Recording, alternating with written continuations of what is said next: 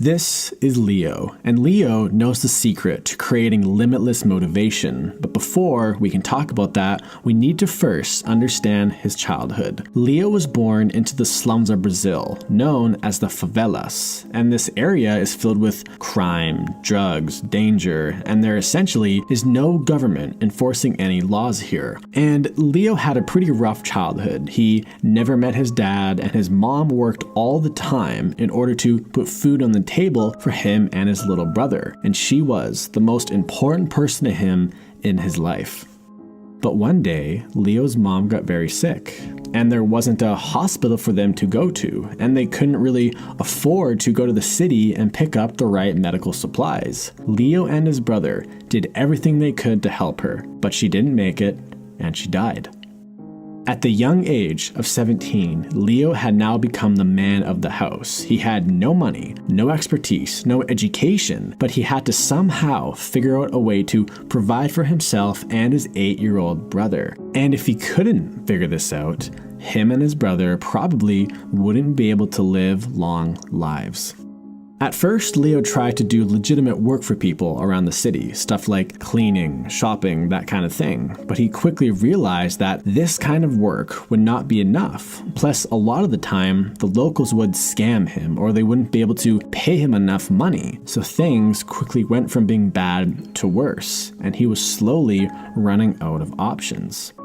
So one day, Leo was walking around the city and he was starving. He was literally willing to do anything to get some food. And he noticed there was a house with an open back door. He looked inside and saw this big platter of bread, wine, and cheese, and just looking at this made his mouth water. And without thinking, Leo went in there and tried to take some. As he was packing up the food in his bag, he was caught by a group of 3 men, and they threatened to take his life for what he was doing. He begged them to spare his life, and he told them that he had a younger brother, and that he had a future, and that he would do anything just to let him go.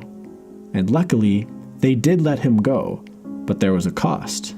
They took all of his money, they took the only bag that he had, and they even took the shoes off of his feet. When Leo walked home that day, he didn't feel like a real person. He felt broken and lost. And when Leo walked through the door and made eye contact with his incredibly skinny brother, he just burst into tears. Leo knew how hungry his little brother was and how he would pray every night for him to simply come home with just a little bit of food. They both were starving and they both were slowly giving up all hope. The next day, Leo was once again walking in the streets, but this time, a man caught his eye. This man was tall and he was wearing these nice black shoes, which was not very common in this area. The man looked confused and lost, which was a dangerous state to be in a place like the favelas. Maybe this man can buy me food, if I can help him with something, Leo thought to himself. So he went up to the man and asked, "Hey sir, are you lost?" And it turned out he was a wealthy businessman who was from the city center of Rio, and he had come to explore the favelas. After they had talked for a little bit and established a little bit of trust, Leo said, "Look, I'll make you a deal. You are probably going to get robbed if you keep walking around like the way you are. I'll show you around the favelas if you buy me groceries for the week." The wealthy man paused for a second and said, "Okay, deal."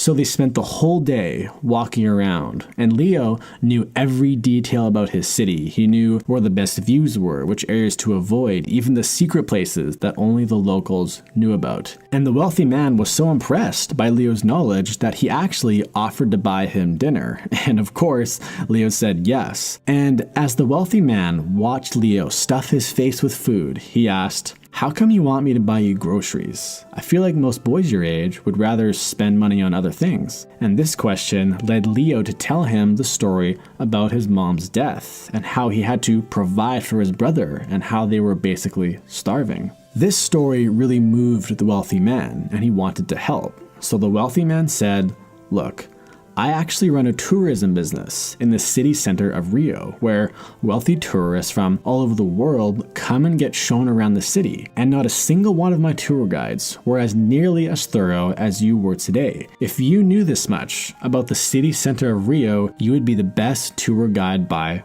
far. And without hesitation, Leo said, I'll do it. I'll come work for you right now. Just take me and my brother and I'll start tomorrow.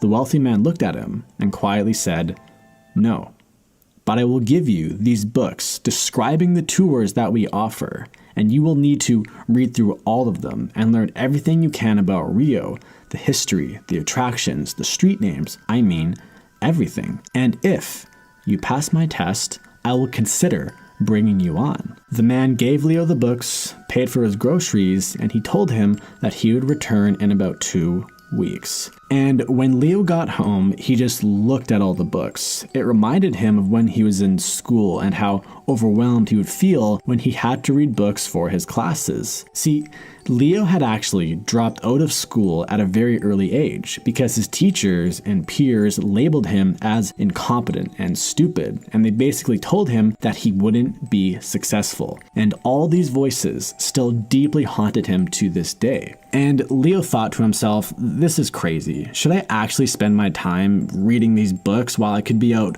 trying to get more food? But then he looked over at his incredibly skinny, starving brother, and he realized that he had to try. Leo gave pretty much all the groceries to his brother, so it would last him 2 weeks instead of lasting them both 1 week. So that means Leo barely ate, barely slept, and he spent the next 2 weeks glued to those books. He would spend 20 minutes reading a single page, sounding out every word, looking up the meaning of the words, and he dissected everything in these books, and he would constantly hear those voices of doubt in his head. You're a stupid kid. You're a loser. You aren't good enough. You aren't the type of person who can pull these types of miracles off. Leo felt like he was slowly going insane. Fast forward 12 days and Leo hears a knock on the door. Leo opened the door and he saw the tall, wealthy man, and he had a big smile on his face. You ready? The man said. Leo replied with, I hope so. And for the next 6 hours, Leo was drilled with questions, asking him, why is this street important? What is this area called? What building is that? Why do we avoid that area? And this went on and on and on. But eventually, it was over. The wealthy man closed his book and said, okay, I'll think about it, and I'll come back to you in a few days with a decision. And just like that, he was gone. And every hour that went by, Leo wondered about the man. Both him and his brother's entire futures was riding on this. Their survivability was riding on this.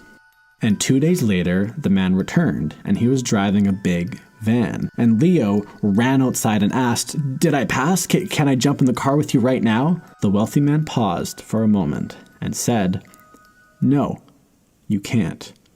Pack your bags, get your brother, and then you can come in the van with me. And within the hour, they were gone. And over the next few months, Leo became one of the hardest working employees in the company. And over the next few years, he even started to work side by side the wealthy man. And they turned that company into one of the top tourism companies in all of South America. Leo was able to provide for himself, his brother, and start a family. So, what is Leo's secret to motivation, and how can you unlock your motivation? The reason why Leo is so motivated is because he was grateful for every moment that he spent outside of the favelas. He was grateful that he could be in an environment where he could go outside and not fear for his life. And he was grateful that he didn't have to resort to stealing or selling drugs or all sorts of other crazy things in order to put food on the table. He was grateful for every breath that he took, and he will never forget where he came from.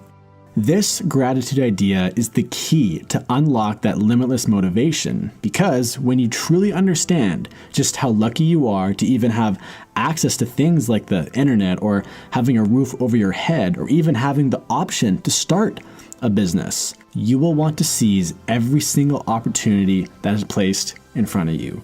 When you become grateful, you won't need to watch any more motivational videos.